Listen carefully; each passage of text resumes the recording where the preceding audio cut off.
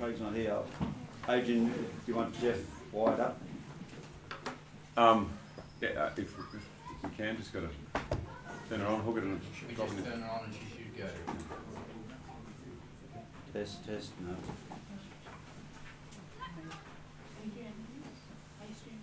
Yeah.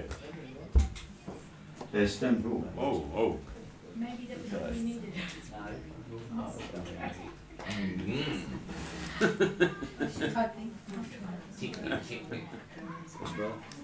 That's where yours doesn't go. Does it go better when it's hooked up?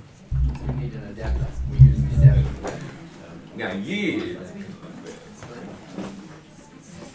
Righto. I'd like to welcome you all to this morning, and I'm a little bit nervous because I don't do this very often, and it's like I was thinking whatever you do a lot of you get skilled at, you get better at, and I'm not used to doing this, so bear with me. And but someone said this morning they blessed me, said the Father will speak through you, and I believe that. Amen. I thought, what am I going to share about? And a couple of weeks ago I was putting something together on the theme for this camp meeting on Passover. And I thought, well, about 2 years ago I started studying the covenants, and so I'm going to actually be talking a bit about, I thought it's only sensible that I talk about something that I've been thinking about and writing about and have great interest in, and that is the covenants. But more specifically, something that led on from a covenant from the study of the two covenants, because what made me interested in looking at the two covenants specifically was the character of God message.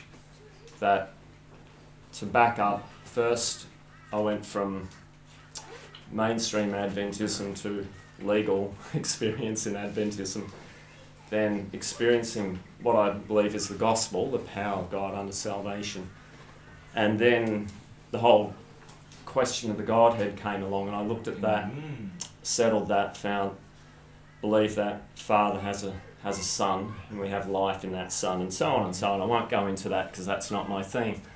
And then a little after that, looking at the character of God. And so when there was discussion and talk about the two covenants a couple of years ago when I came to the camp meeting here, I thought, I really don't know about this topic and I need to study it, see for myself. Amen. And where I started to get excited, I thought, I'm sure this is linked with the message, the last message, that is to illuminate the whole earth with the glory or the character of God. Amen. And I just knew it would be in there. And so this morning I'm not going to share with you my discoveries in my covenant studies, other than just put a couple of things out to you to give you a clue. And I know many of you have studied this anyway, so you'll realise this, but Galatians, is it chapter 3, where it talks about the allegory? Paul's talking about Abraham and his two sons. Chapter 4. Chapter 4.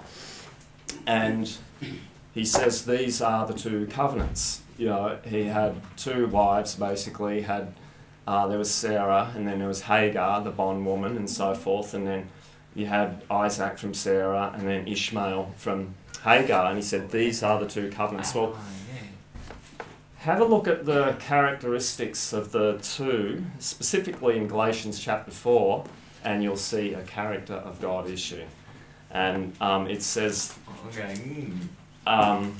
his hand, talking of Ishmael, his hand shall be against every neighbour, or against his neighbour. Every man. Every man, and then it goes on to say, even so it is now, today. A little interesting statement of Paul. So I think the covenant issue, it's going to create confrontation. The other thing I noticed too was in studying the covenants that it's connected with the literary structure of the suzerain covenants, which were done by great kings in the East about the time that the covenants were actually presented to, or the Old Covenant was presented to Israel at Sinai as a national agreement. But anyways, look, I want to not digress too much. The thing that I want to talk to you this morning is about something called penal substitution or satisfaction doctrine. Has anybody heard of appeasement theology or penal substitution theology? What it is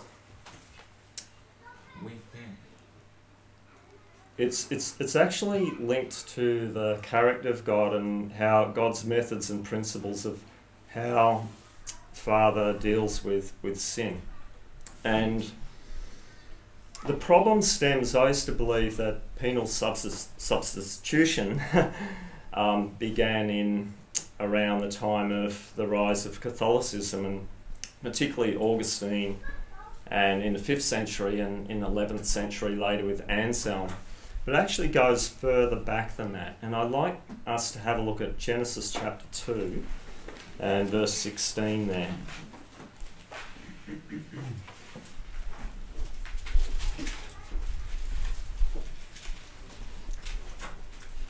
And if somebody has that, if I could read Genesis chapter 2 and 16.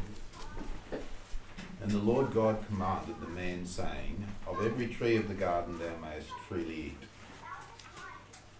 And the next verse, thanks. But of the tree of the knowledge of good and evil thou shalt not eat of it, for in the day that thou eatest thereof thou shalt surely die.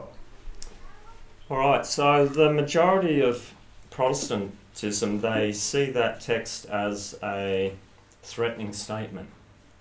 That God has rules, and if you break those rules, you're going to die and you're going to suffer the consequences, rather than a statement of fact, as it's really a statement of suicide, self-suicide, of separation.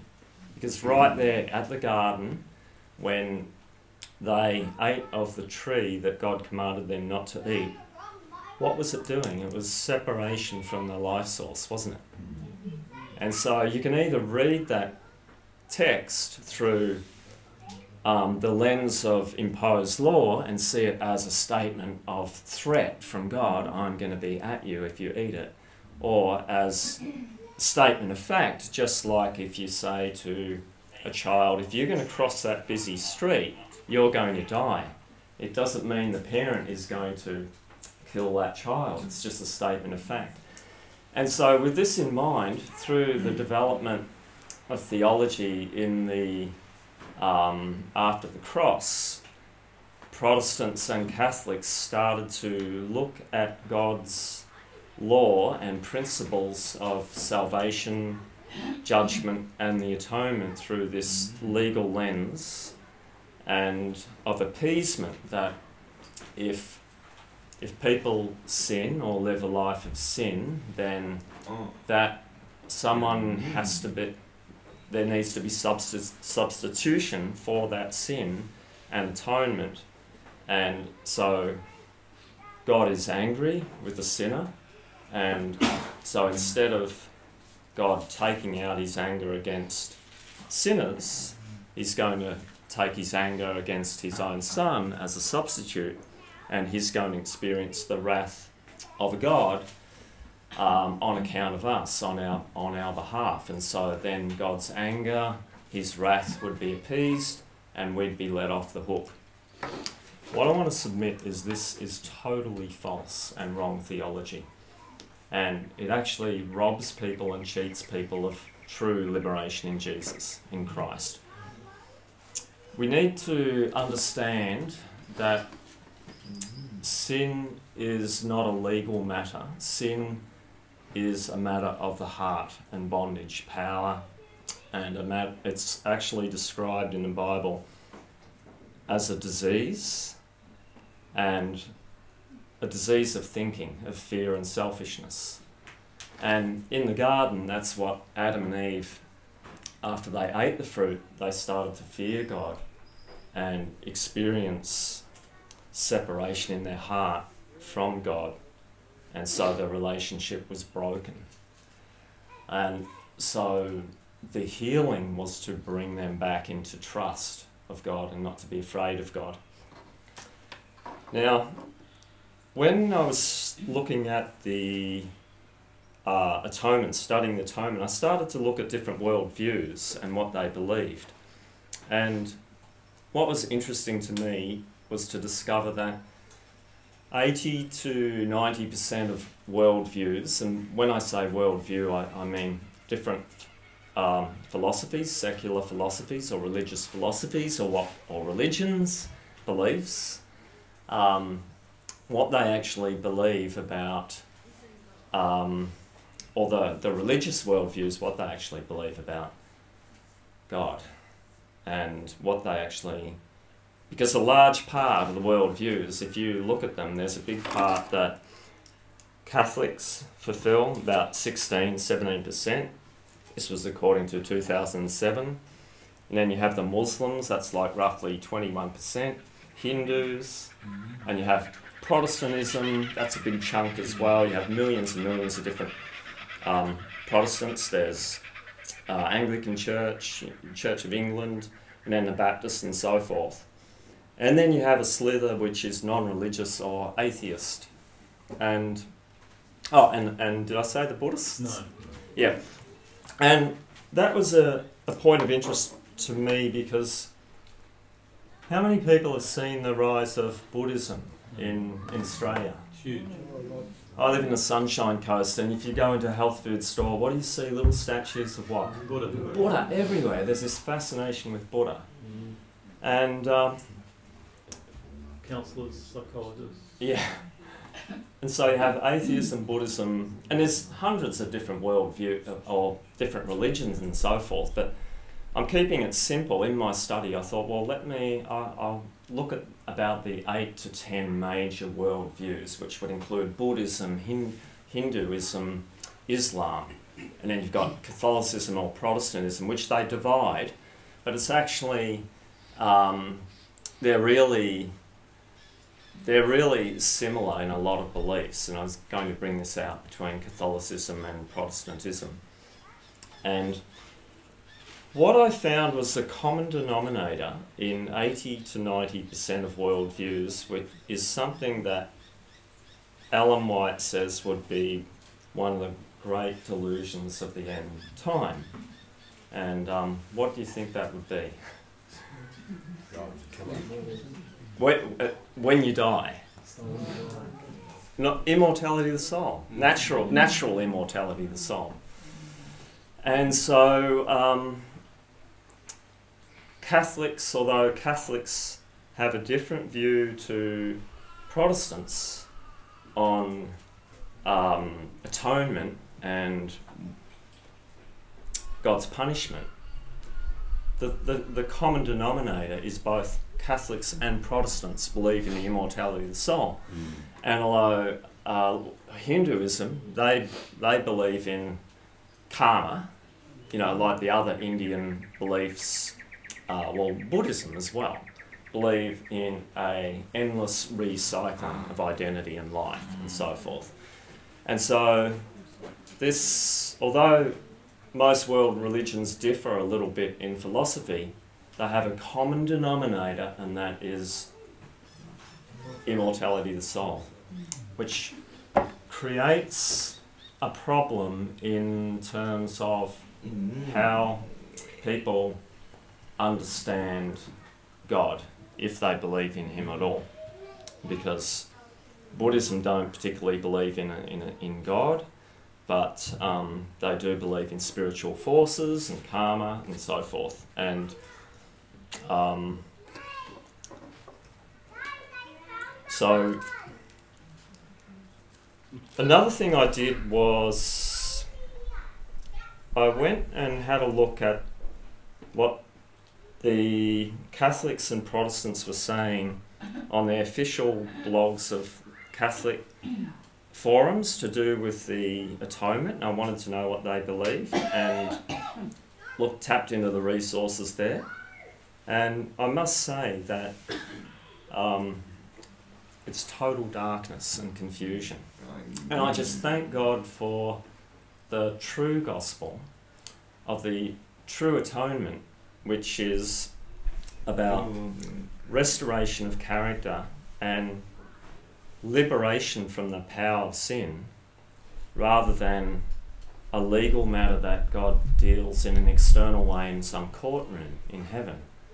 Because Protestants and Catholics, they both see sin as a legal problem that needs to be dealt in a legal way, and if you're not in, one day you're going to be punished for the sins that you commit, and that punishment is going to be everlasting in hell, eternity in hell.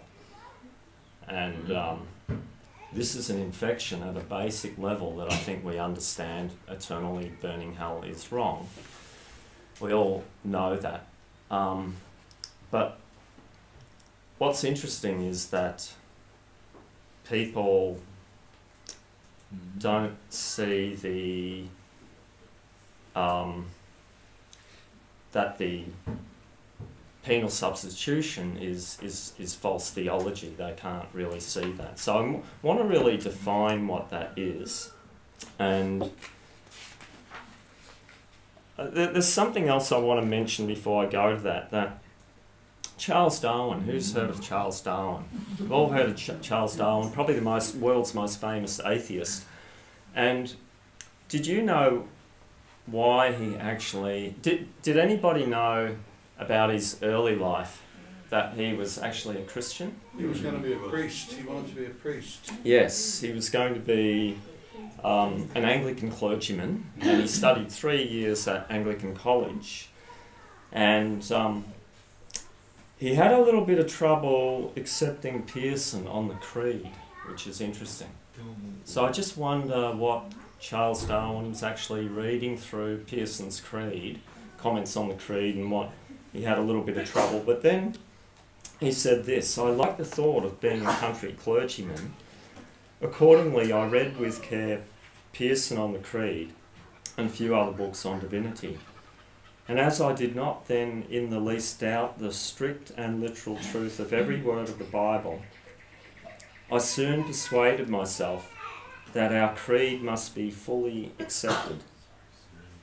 Now, here's the bombshell. Listen to this.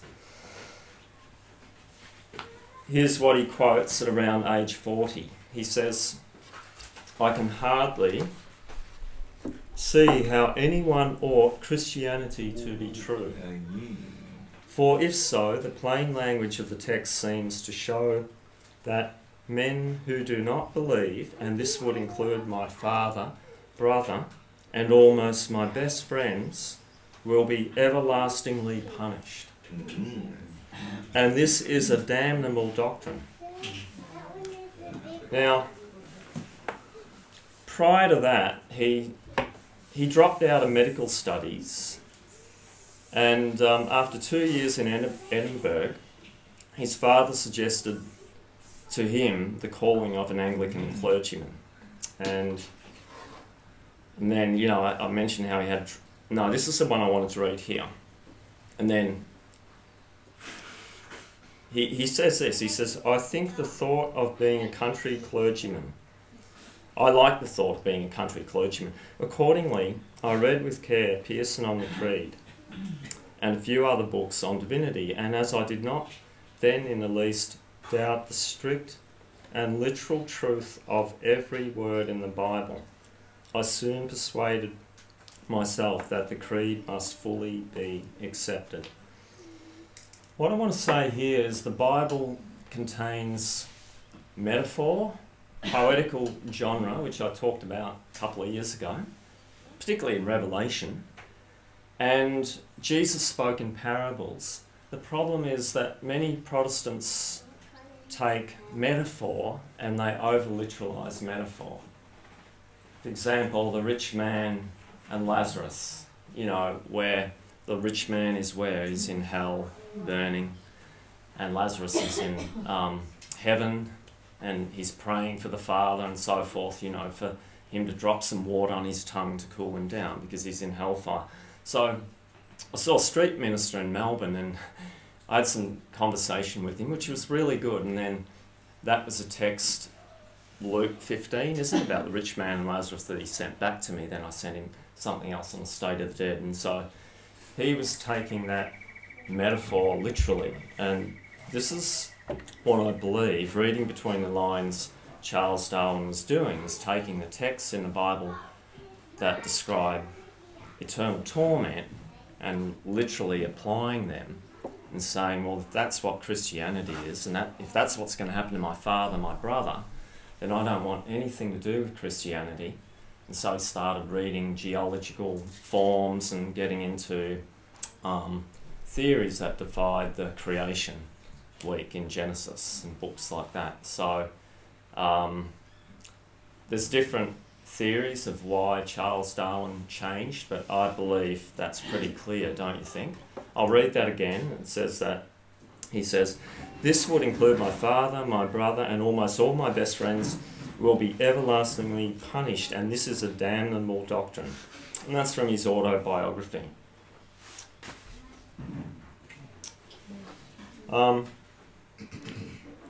The world has rightly rejected the Janus-faced God, the deity whose arbitrariness, capriciousness and anger has been the justification for all manner of social exclusion, including, but not limited to, the discrimination and warfare. Modern atheism rightly rejects this God. The new groups of those disaffected with Christianity, the knowns and the drones, are tired of this God. They have an intuition that God is better than that. They sense that somehow the church is missing the point on the gospel. And all these groups are right. As long as Christianity remains mired in a sacrificial interpretation of the Bible, as long as the life and teachings of Jesus are marginalised or dispensationalised, we talked about that last night, or ignored, the gospel of peace is not being proclaimed. So what many do is they juxtapose the God of the Old Testament with the God of the New, or with Jesus. They see Jesus as different to how God's methods and principles in the Old Testament. Yet we sang in the song earlier, "Thou changest not." God is unchangeable. Great is thy faithfulness. And Jesus Christ is same yesterday, today and forever, and so is the Father. So, appeasement theism holds God has two sides, two polar opposites to his character. In a Christian context, on one side, God is loving, merciful, kind, gracious, long-suffering, and abundant in goodness and truth. On the other, darker side, he is capricious and must exercise retributive justice, while eventually carrying out his strange act. Under this view, God is a bloodthirsty tyrant whose anger can only be satisfied by sacrifice. And this is probably why Charles Darwin, Voltaire, have you read the chapter of the French Revolution in Great Controversy? It talks about Voltaire and his associates and Richard Dawkins. This is what they believe about God. And interestingly, referring to Voltaire, who was actually brought up as a Jesuit, and ironically, at one point he was defending religious liberty, but he couldn't, there were things within Romanism that he just couldn't really accept. And so, unfortunately, Voltaire, who at one point was defending Protestants, he ended up, as Ellen White would say, throwing out truth and error out together. He threw out the Bible and the lies of Rome, and this is the problem, because he couldn't discern the error from the teachings of Rome, within the teachings of Rome and what was written in the Bible, and that's sad. So, Jeff, just the word capricious, just yeah. to flesh it out, I just looked it up. Sure, capricious is like impulsive and kind of Unaccountable unpredictable. change, mood. Sorry? I just looked it up. Unaccountable change of mood or behaviour. Yeah, yeah. And that's what actually Richard Dawkins says in his best-selling book, The God Delusion. Richard Dawkins shares this genial observation. And you've probably heard this famous statement that says, the God of the Old Testament is arguably the most unpleasant character in all fiction. Jealous, proud, petty, unjust, unforgiving, control-freak, vindictive, bloodthirsty, ethnic cleanser. And I've abbreviated this, by the way. Homophobic, racist, infanticidal, genocidal, capriciously malevolent bully. And that's how people see God as a God of dualism, which is completely incorrect. And dualism is this belief that God has two sides of it to his character, and it has infected Christianity, Protestantism, Catholicism, and I believe that's why many people are leaving Christianity, or traditional Christianity, not true Christianity, traditional Christianity, for more apparent, peaceable forms of religion or worldviews, and one of them is Buddhism. And the other is atheism, because it just gets rid of God altogether. And if God's like that, then I don't even want to believe that he exists, and I can't believe a God like that exists.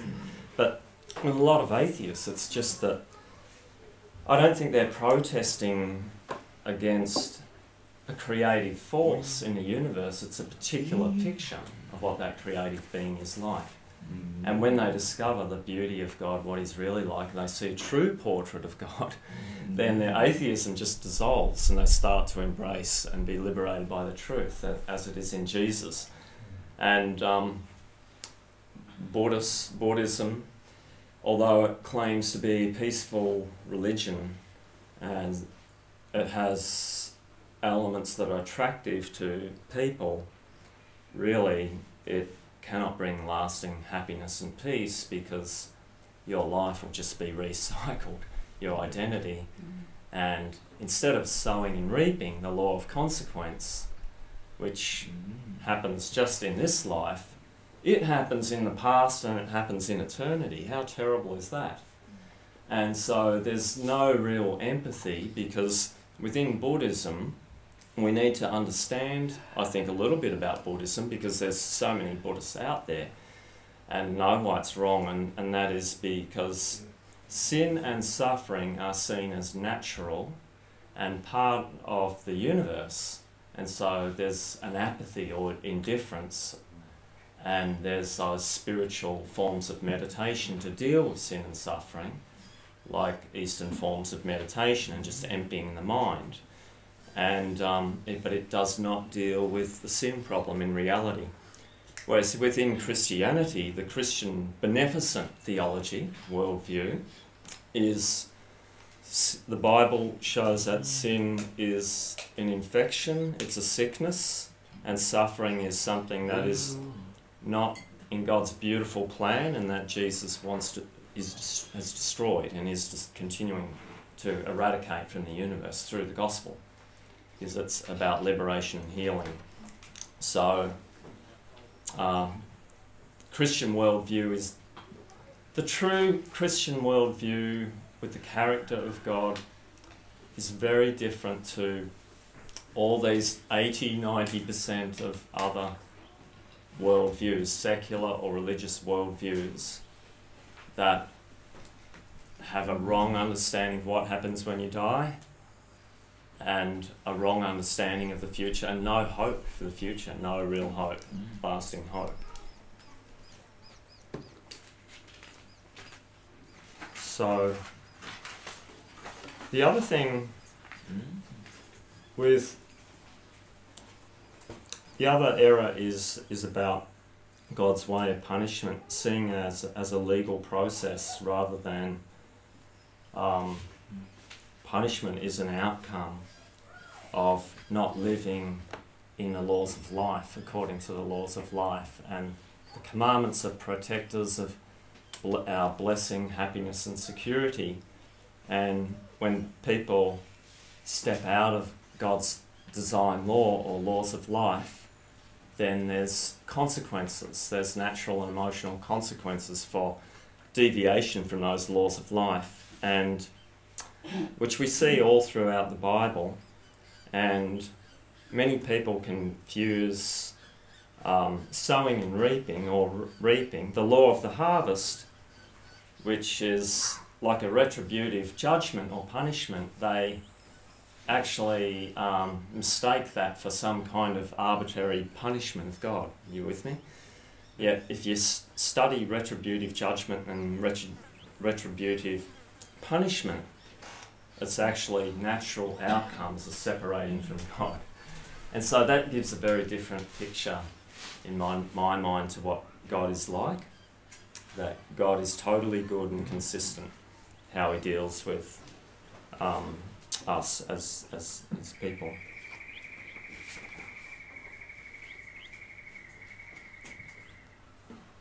I want to just read a few things now that I think might help clarify what I've been saying. We need to, I'll just, okay. I want to talk about benevolent theism, which understanding friends of God, Christians hold to, and that is God is love and man has free will. Excuse me, I'm just going to have a drink.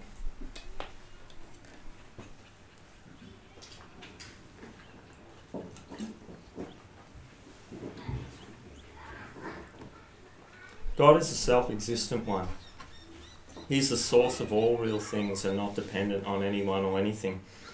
God is separate from creation, yet works within creation. God is totally and consistently good and wholly trustworthy.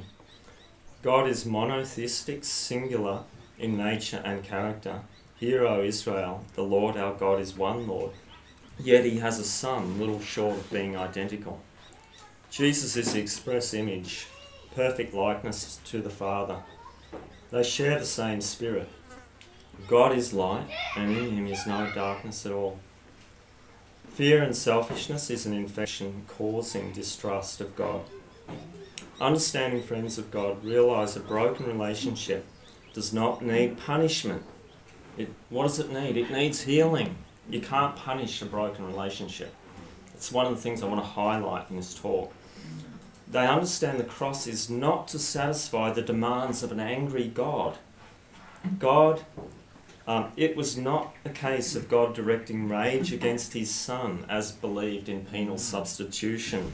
And with penal substitution, there's an element of truth and an element of error in it.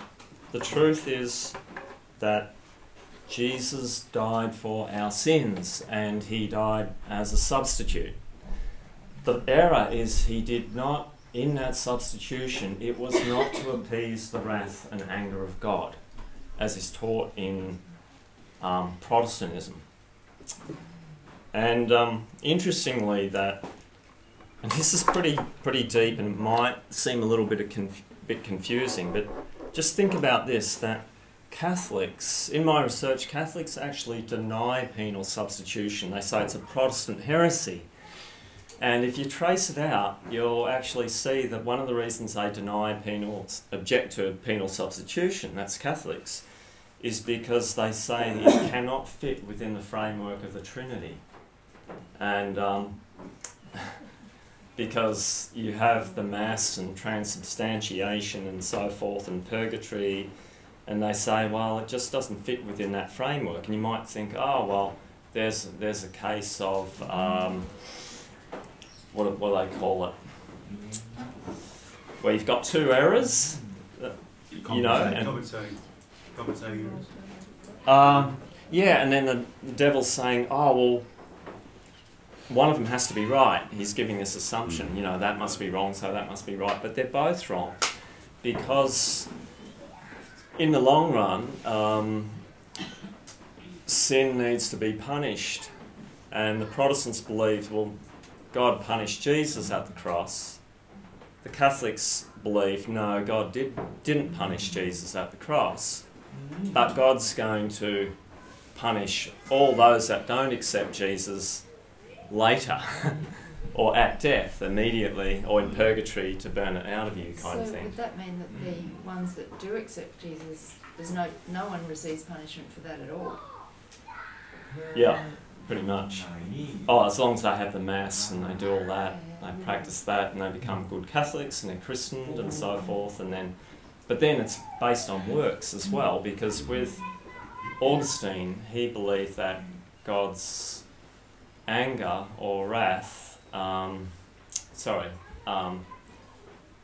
God's honour had to be satisfied, and that's where the cross comes in, where God's honour was offended and needed to be satisfied. But with the Protestants like Calvin and Luther, they believed it was the law and justice that was offended, and the broken law, and that needed to be satisfied, and that happened through penal substitution with Jesus. So he died in place of us, and he suffered the anger of God instead of us, basically. Yeah. So if that sort of makes sense. And so it's really, there's a legal focus in both Protestantism and Catholicism that cheats people and robs people of the real issue, because the real issue is about liberation and restoration, character liberation, and setting us free from wrong concepts of God that keep people bound about what He's like. And dualism is one of those concepts, one of those doctrines that keeps people bound in mistrust of God and afraid of God. Whereas the truth frees people from that. The truth that God is totally good, He's always good, and He can do nothing but good, and that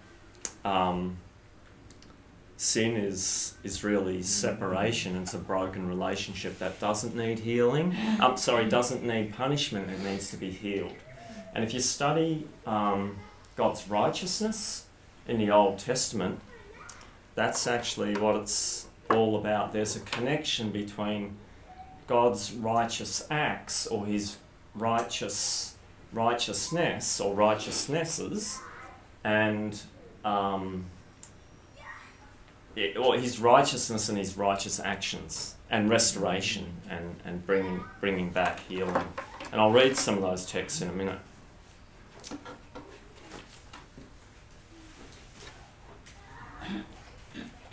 So, a disclaimer, or something I need to mention here is, yes, the Bible does talk in legal terms. It uses the word justification and judgment and justice and so forth. But as is God's wrath, fire, and law, as they're all misunderstood, I think so is the legal terminology in the Bible. And for example, when I first became an Adventist, when I heard the word or read the word justice in the Bible, I always saw it as retributive, of something that was different to God's love or different to God's mercy. Now I see justice as restorative. It's very different than the world's meaning of justice or political justice. It's all about restitution, restoring that which is broken. And so God's system of justice, the way God runs His heavenly court, the way the Father and Son carry out judgment, is very different than imperial Rome's system of justice and the way courtroom lawyers function today. And that's the problem with penal substitution, is because it gives the impression that God is like this courtroom judge figure, or you have Jesus as a defence lawyer or what have you, but then people get the impression that God is acting like corrupt judges do today. In the Bible, judgment is about healing and restoring, and about God's righteous action to go out and heal people. And I'll read some of those in a minute. So, basically, the wrong diagnosis leads to wrong treatment. And if people see the problem beginning in Eden, where God had rules, and those rules, Adam and Eve broke those rules, and so God was saying, well, okay, now I'm going to kill you in some way or another. Then the treatment for that will be, that diagnosis will be wrong as well.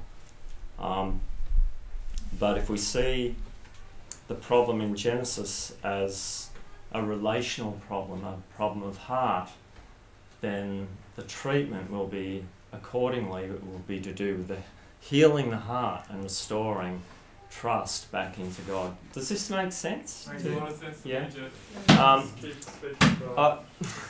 This is hard to share because it's all new to me, and I'm sort of putting it together. And I was going to say in the preamble, this is pretty deep stuff. It's not milky, but hopefully everybody will get something from this. And if there's one thing you take away, I just want it to be that God is totally good and trustworthy and liberating. I'm just so quiet, bro, because I don't want to interrupt you because it's so good. So you just keep telling me. And these legal views of the atonement and God, they cheat people and they rob people, and it has infected Adventism as well. There's elements of appeasement theology even within Adventism. And maybe I should do a little illustration so you might picture this better. Catholic. Going to map out the errors. Trinity. Eternal hell. Got it.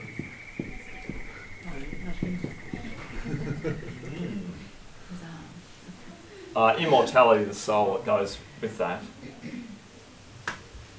Protestant.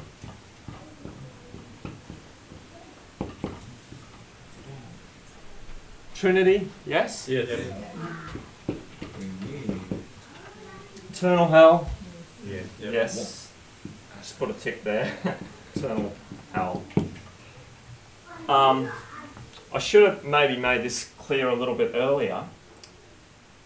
I mentioned that Catholicism denies penal substitution. However, they both have appeasement theology, where God needs to be appeased, he's angry. It's just at a different time. But And at first when I was looking at this, it was confusing, and then it clicked. But don't they say that's what Mary does with Christ and the Father? They pray to Mary. Well, that too. She's that like is an appeasement intermediary theology. as well, and Yeah. she's suffering the crucifixion, you know, Yeah. all that.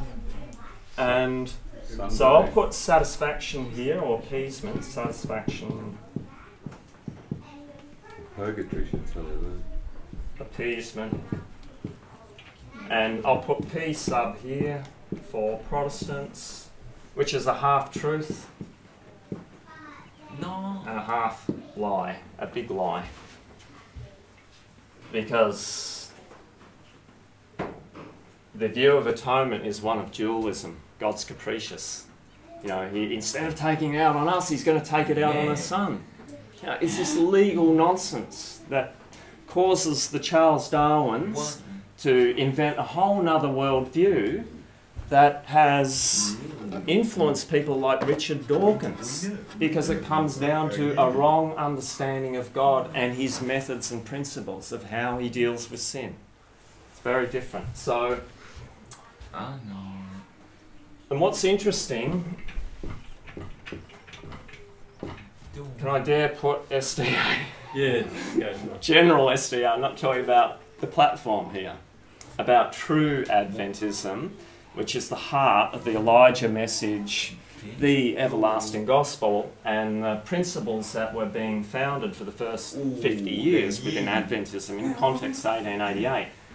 I'm talking about Adventism that has shifted off the platform. Do they believe in the Trinity? Yeah.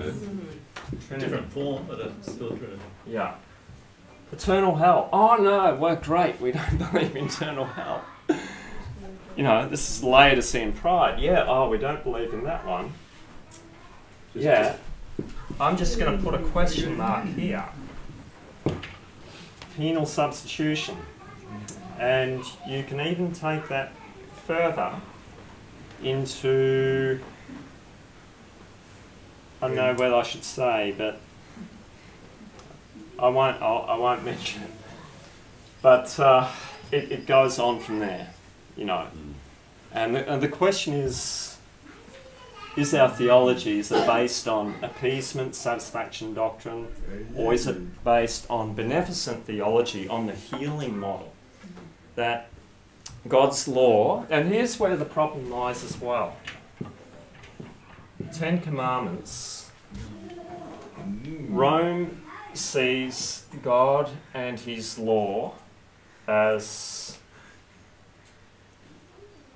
imposed, something that, or whether it's all their own laws, as something that needs to be enforced by a ruling authority, and anybody that deviates from that law or Catholic man-made laws, there needs to be some kind of punishment inflicted, penalties or punishments. Don't you see that through the Dark Ages, through 1260 years? You see this idea, because Romanism is infected by an idea of God that is dualistic, that is capricious, that God enforces laws and the deviators must be punished. Now, the difference is Jesus, the apostles, the psalmists, throughout the Bible, God's law is a law of life and a law of liberty. Oh, how I love thy law. It's a meditation all the day. It's a relational law, isn't it? It's about how relationships are built and how relationships are preserved, whether it's horizontal relationships or vertical relationships with father and son.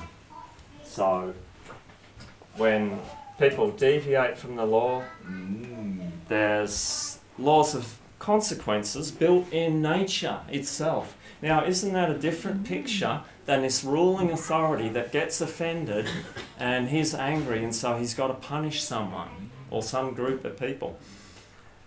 And this is, if you look at the whole history of scapegoating, even with pagan religions, they have an idea of God, of a ruling authority or multiple polygods, whatever their God concept is, that he's angry, and if there's problems in a community and evil in a community, then somebody needs to be scapegoated.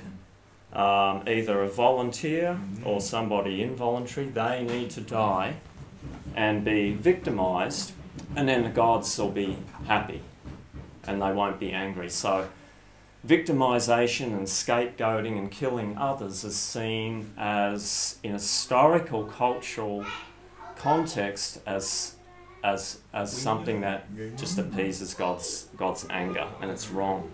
It's totally wrong. And this pagan idea has crept into Christianity, and it was played out at the time of Jesus. Throughout the Bible, you have many martyrs, and you have in John 16 where it says the time will come when he that kills you will what? Think that he's doing God's service. These things will they do because they don't know the Father or me.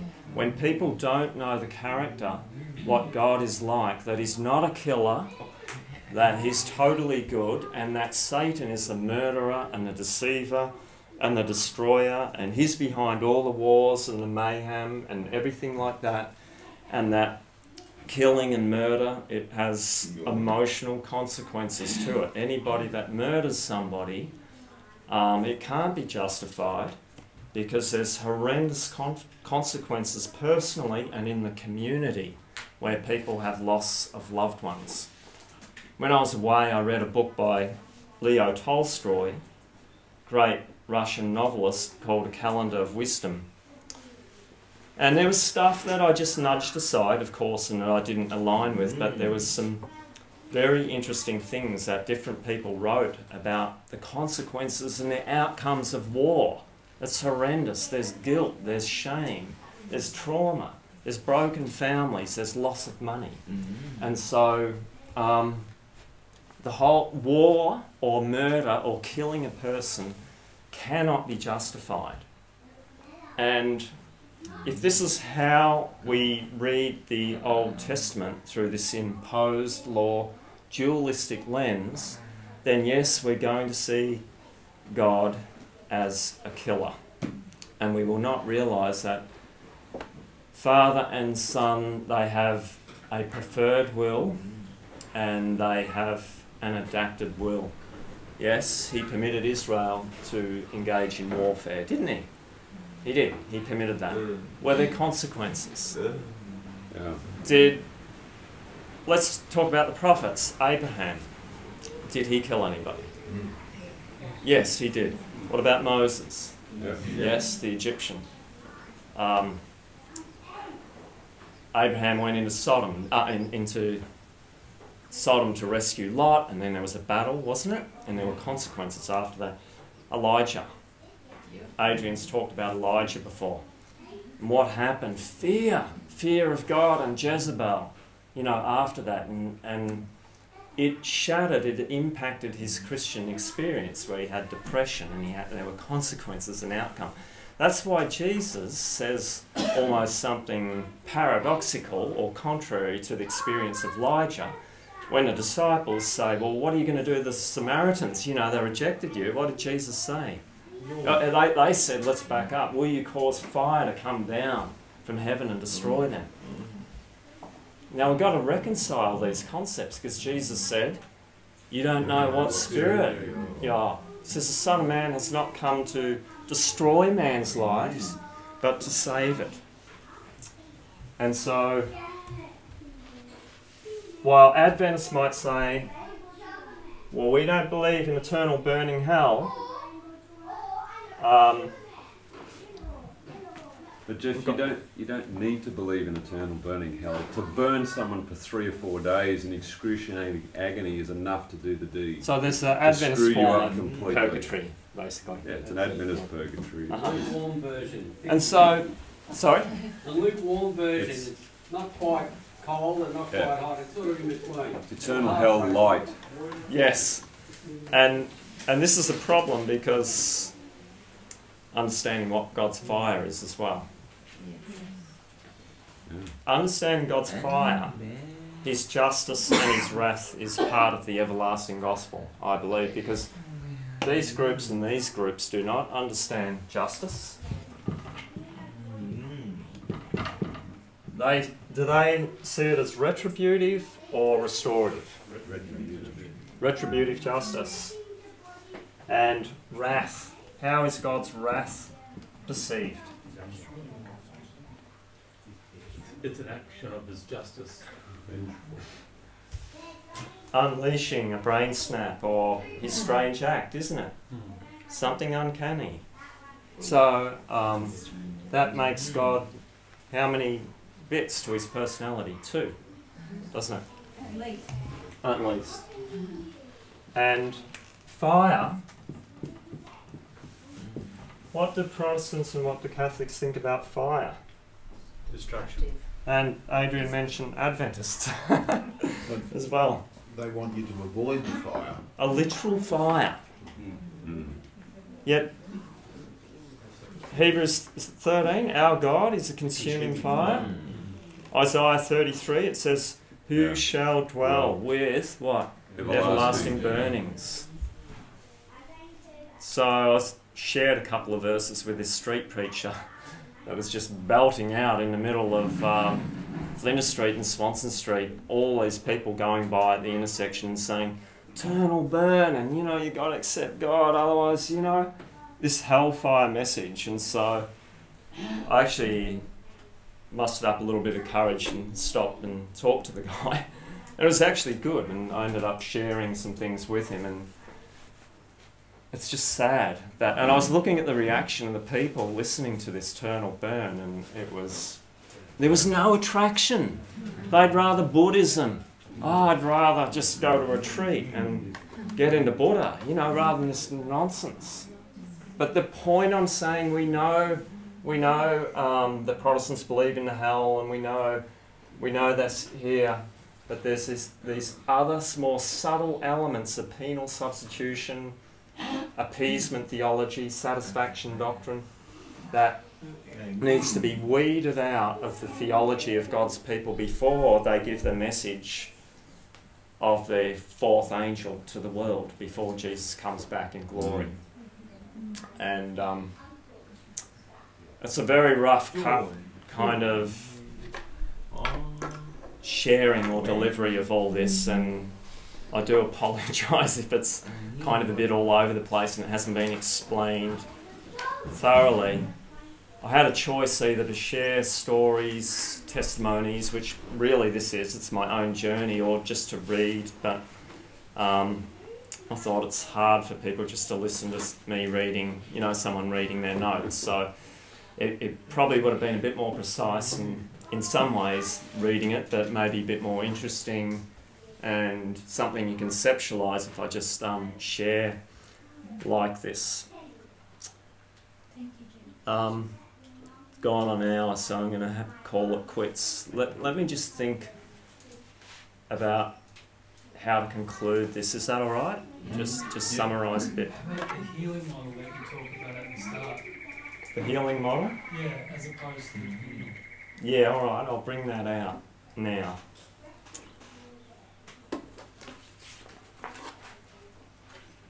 So I've talked enough about appeasement theism. Now I'll talk about the healing model a little bit more.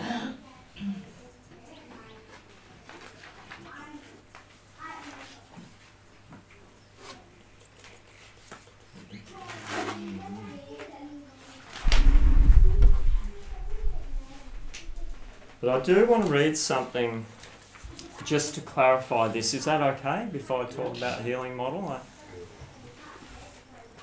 That's a little bit of a challenge to all of us, me, when I thought about this. It's more in the form of questions. I'm just going to put out some rhetorical questions. For something for you to think about, if penal substitution is true, God isn't unique at all. God would be just like every other ancient god who had a thirst for blood. I mean, how is a God who needs a virgin thrown into a volcano any different than a God who needs a bloody human sacrifice on a cross? Both gods would functionally be the same. Now, if penal substitution is true, and I want you to think about these questions or these statements, God is a slave to his own anger. If penal substitution is true, God is not at all powerful, and neither is he free. Instead, God is constrained by his wrath, unable to forgive those who have wronged him or misunderstood him, without first getting his pound of flesh in. If penal substitution is true, wouldn't that make God a hypocrite? After all, it would mean that God cannot or will not do what he has asked us to freely do, and that is what? Freely forgive each other.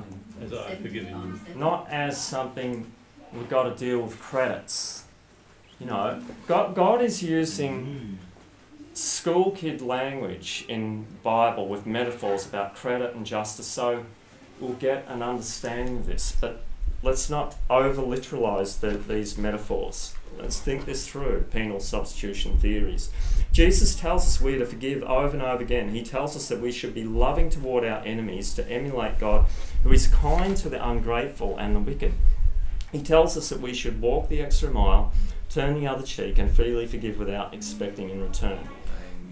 However, if God demanded a blood sacrifice and and I know there'll be objections maybe out there if this is new to people, but I'm not diminishing the importance of the cross and the importance of the cross. My question is, what is the purpose of the cross? I'll just say this, it's to reveal two things. It's to reveal God's agape through his non-retaliation actions of non-violence, of willing to be victimised. And in that laying down his life and willing to be victimised, and instead of taking life that he might live, he gave his life that we might live. So he did that as a manifestation of God's agape, how willingly what lengths he would go to and how humble he was. But in that action, that righteous action at the cross, there was an exposure of all the false portraits of God, dualism, eternally burning hell, because, if Jesus suffered for us on the cross, then what's the point of eternal burning hell? It just doesn't make any sense. These things don't add up. And so the cross does not synthesize dualistic concepts of God or advocate it. It exposes dualism and false portraits of God. So if God demanded a blood sacrifice and was unwilling or unable to extend forgiveness without it, God himself is unwilling to follow the teachings of Jesus. Furthermore, it would mean Jesus was wrong about God when he claimed that God was kind to the ungrateful and to the wicked. For example, if someone robs a bank, and this is another aspect we need to put into this, it's about justice. If someone robs a bank, how is justice served if an innocent person serves their prison term for them? Is not justice about more than punishment? Is not justice making sure those who have been wronged are made right and the offender is rehabilitated and restored to the life as God intended? If an innocent person serves a prison term while the offender is free to continue to harm others and harm him or herself, how is that justice? Can you see the point here? Wouldn't such a scenario make the world more broken and unjust instead of less? Our judicial system is wrestling with these same issues, and the penal system isn't all about penalty, it's actually about restitution. Yes. I know it's distorted in war, but that's what they're wrestling with, and they're trying to do that. Yes, and that's good, because even in the secular world, I saw a little bit on a TV program where they had these political leaders or academics out there, they were talking, and they were influential people, and they said something that got my attention. They said the old retributive system is not working. The retributive justice system, it does not fix that which is broken. So they're looking for new paradigms, and yet people are mucked up with the influence of this that has just had a ripple effect. And so if penal substitution is true, God's primary method of resolving problems is the use of violence, which he doesn't do. We don't see that in the life of Jesus. At the heart of penal substitution is the belief that God had to punish someone, that violence was the only solution for fallen humanity. This, of course, is highly problematic. If penal substitution is true, God the Father and Jesus the Son radically disagree on the use of violence to punish and solve problems. Just think about that. Now, the healing model, beneficent theism, is God has designed us and he has principles within the universe that are the basis of his government, and they're relational principles in the law of liberty and the law of life. deviations from that law of life, there'll be inherent consequences such as broken relationships, problems, guilt, shame, so on. You know, it's all about healthy boundaries within this system in God's government, the way He operates. Yet we see a converse to that in Protestantism and Catholicism. So healing, God wants to liberate us, set us free, and so I'm just going to close on a couple of texts that I mentioned before that demonstrate there's a connection between God's righteousness and His actions, just as there is a connection between God's judgment and salvation. And a few years ago, while I still believe this, it wasn't long back, I was believing penal substitution. In my study on the judgment, I could see a connection between judgment and salvation. I could see a pattern all through the Bible. And but I still believed in this, and I kind of couldn't quite... I wanted to believe this, but then I was poisoned, infected by this. But now I can see clearly the judgment, salvation, which actually means salve. They shall call His name Jesus because He will save His people. It actually means heal, salve, salvation, healing. And there's a judgment, there's a righteousness and a salvation connection, a righteousness and a righteous action. And I'll just read a couple of verses to close.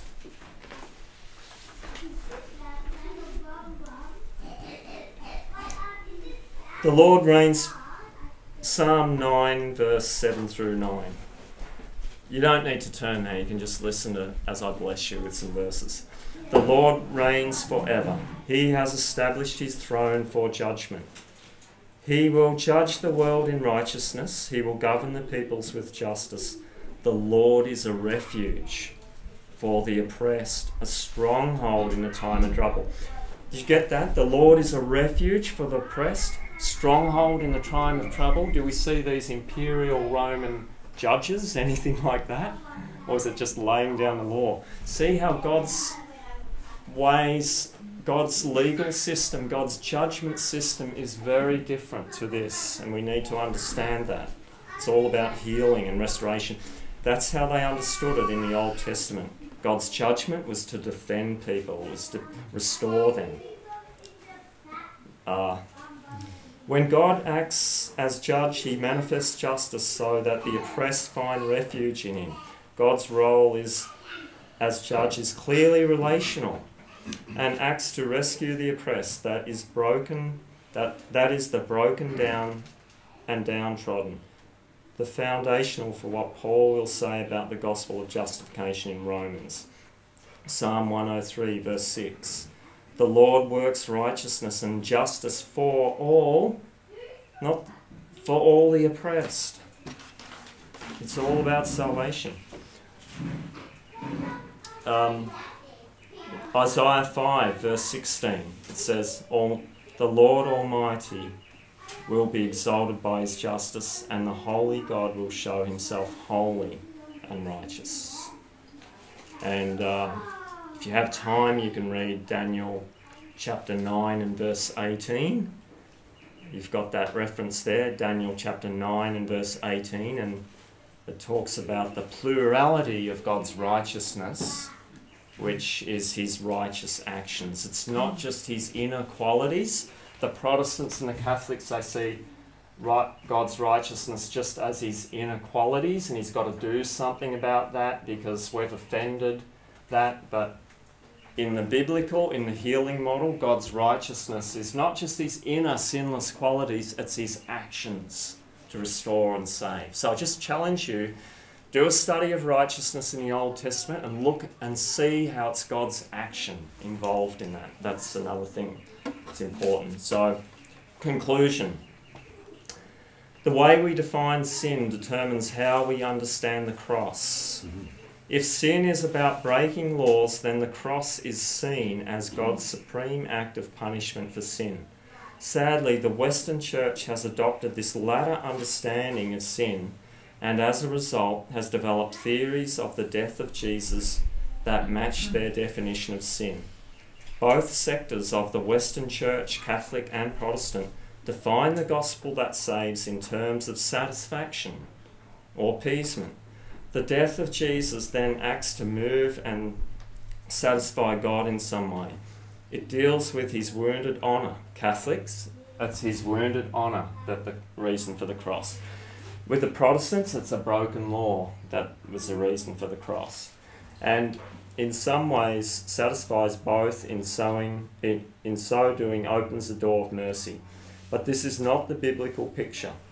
When God said to our parents, "The day you eat from the tree you will surely die," he was not making an absolute not making an absolute law and then threatening death as a punishment. God is simply stating a fact. Should we sever ourselves from the very source of life, we choose by default to die. Simple. Man chose the way of self-reliance instead of communion with and reliance on God as the only source of life. As a result, he was broken physically, emotionally, and spiritually. God's response was not an act of punishing, but an act of healing and restoration. He sent Jesus. Jesus actually means Jehovah heals. The Greek word for salvation, as I mentioned, means health.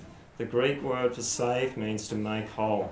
Sin is both a sickness and a power. The gospel acts to liberate us from the power of sin and to heal us from sickness. The gospel does not placate or satisfy God's honour or law, it restores man. So, just thank you for allowing me the liberty to share this.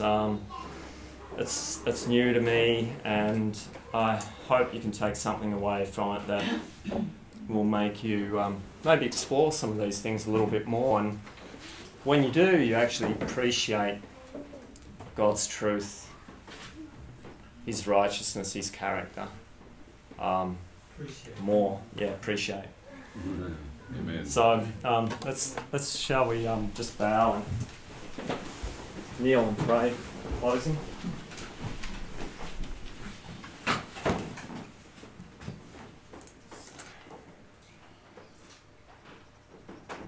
Father, we live in a broken, mixed-up world, and the traditional Christian community's worldviews has contributed to a lot of the darkness in the world. People are looking for solutions. They're tired of traditional forms of Christianity that have failed them and their families, and it's caused brokenness. Thank you for the truth and the everlasting gospel and the last message of your character that is already going around the world, and there's people in different communities, Christian communities, that are starting to redefine what you're really like and find you and seeing you as a God of unchangeable agape love as it is in Christ. They just don't have all the pieces together. They're wrestling with some other concepts, theological concepts. There's confusion in Catholicism and Protestantism over atonement. They're all confused, they're in darkness, but Adventist Church since 1888 have had answers for this, for the lies of dispensational theology and appeasement, satisfaction doctrine, and all these heretical lies, the Trinity, which undermines your identity and your the relational dynamic of the Godhead. And the solution is in your truth, that one gospel, that one truth. And so, Father, as we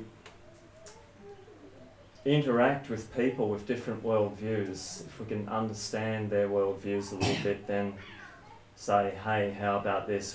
We have something far better, far more liberating, that gives hope for the future and frees people from these ideas, these false portraits of you, of a violent God that cannot bring true healing and peace.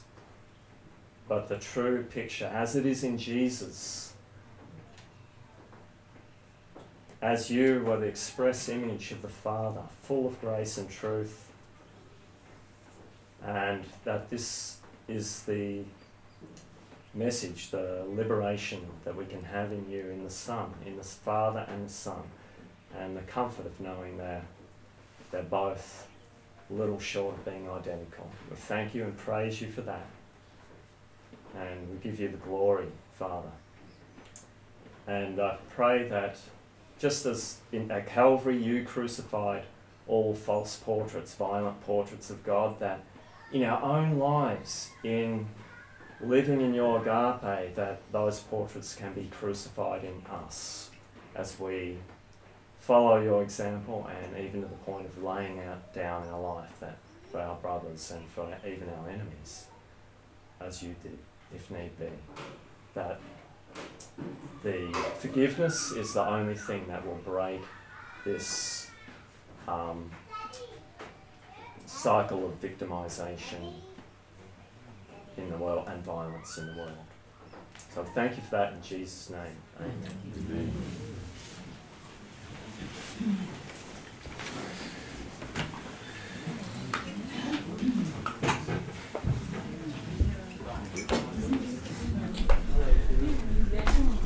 Oh, just one other thing. Have a look at this book that Gavin put together with Liz. A lot of hard work. I really appreciate the cover. It's for new ages and people that aren't accustomed with Christianity and so much. And it's just Matthew, Mark, Luke, and John.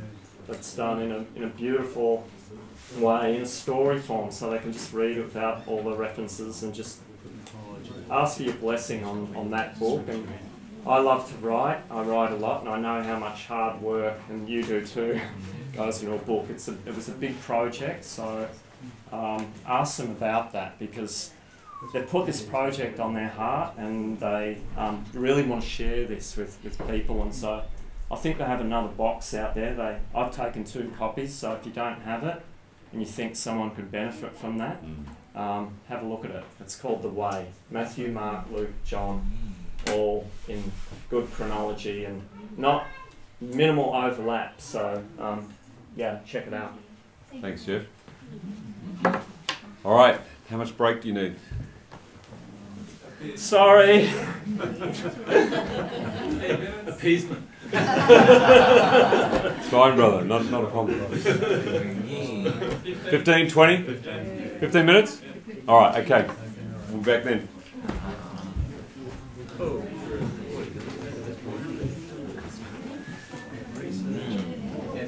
Stay tough.